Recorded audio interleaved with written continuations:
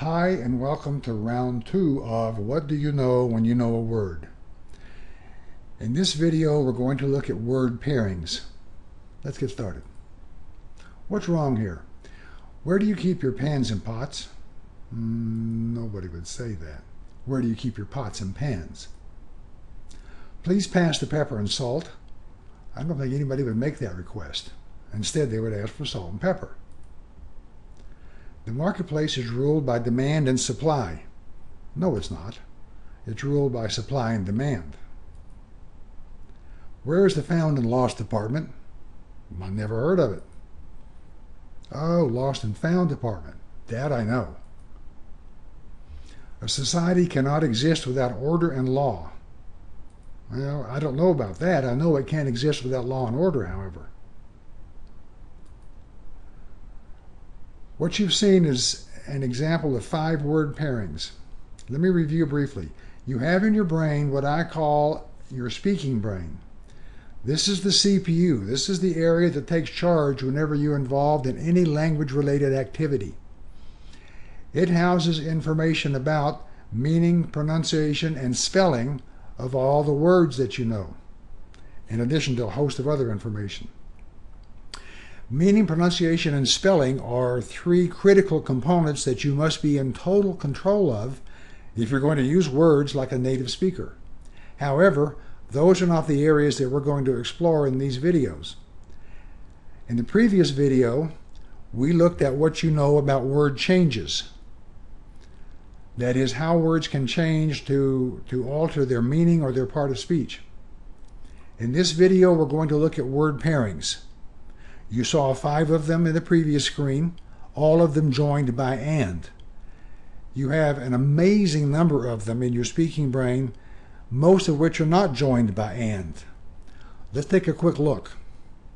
McDonald's is an example of a fast food restaurant. Could you call it a rapid food restaurant? Well, you could, but we don't. What about a speedy food restaurant? Nope, that sounds funny. What about a quick food restaurant? Again, no. It's a fast food restaurant. That's what we all say in English. Somebody who smokes a lot is called a heavy smoker. Instead of heavy, could you say a constant smoker? You could, but nobody does. Habitual smoker. Again, that's not what we say in English. Those 2 words don't go together. Partly perhaps because if you smoke, it's already a habit. I don't know. Overweight smoker. Absolutely not. Your speaking brain knows very well that a heavy smoker has nothing to do with the body weight of the person involved. There were extenuating circumstances. Can you think of any other word that goes with extenuating? I really can't. I'm broke. I can't afford to buy a new car. Your speaking brain is well aware of the fact that the only word that can go in front of afford in the financial sense of the word is can or cannot. Your conscious brain may not have been aware of that fact, but your speaking brain certainly is. The prosecuting attorney said, "I rest my case." What else could he do with his case in that circumstance, in that environment? I retire my case? No, you don't say that. What else can you rest in that same meaning besides your case?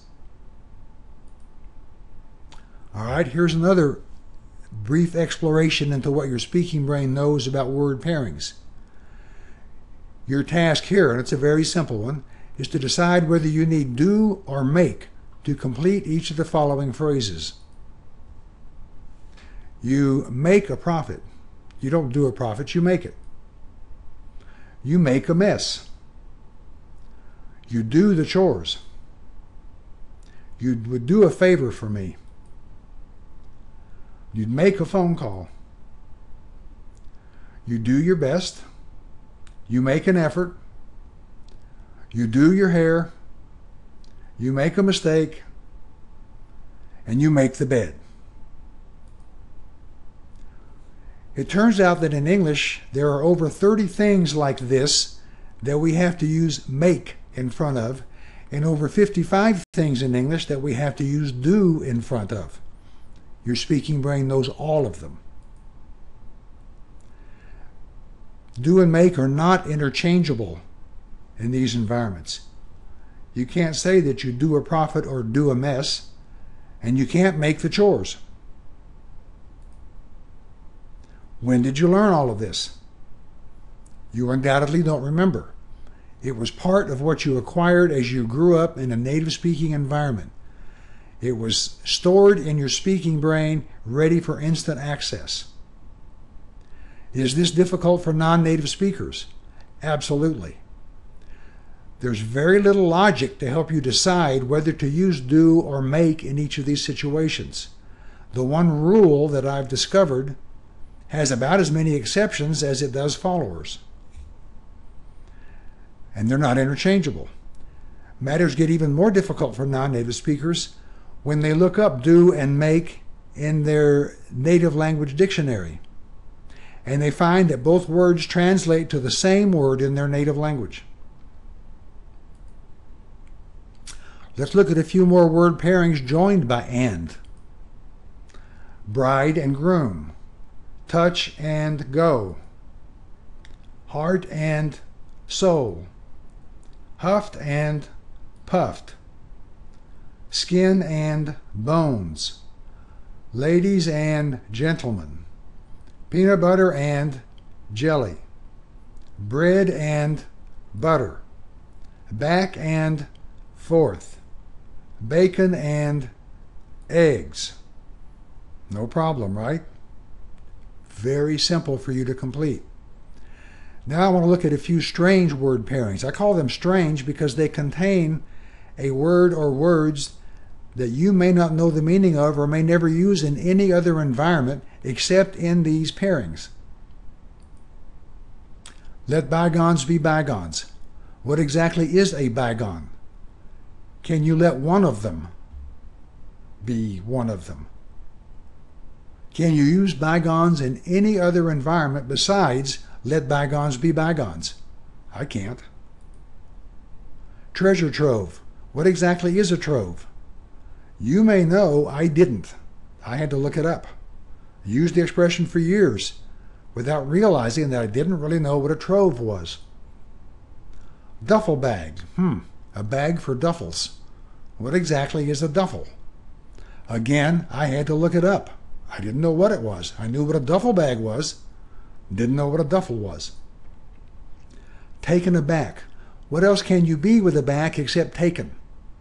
Can you use a back in any other sentence besides with, paired up with taken? Make amends. What are amends? Can you make one of them? And can you use the word in this meaning with any other verb except make? I can't think of a way. A deep and abiding interest. What does abiding mean exactly? Can you use it in some other environment other than deep and abiding? Hem and haw. Well, hem obviously has nothing to do with sewing, and I have no idea what haw is, but I know very well what it means to hem and haw. The Star-Spangled Banner. What's spangled? It occurred to me one day that I didn't really know what that word meant. I had to look it up. So, we've seen a very brief sampling of what you already know, what you have stored in your speaking brain about word pairings.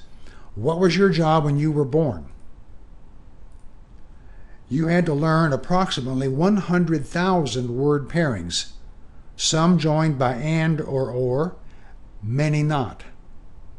They include things like first name and last name of people you know or have heard of, city, state, city, country, and then a host of words that just go together like fast food, for example, that have by common usage become pairings that are really not interchangeable.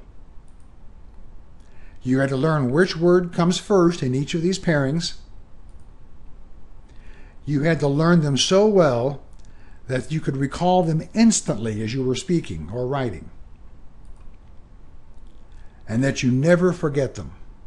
You might forget what you had for lunch yesterday, but these word pairings, you might not use one for years. And when it comes time to use it, when you want to use it, bang, it's there instantly for you. So, we would have to say that you were very successful in completing your job from birth. Of course, so was every other native speaker of English on the planet.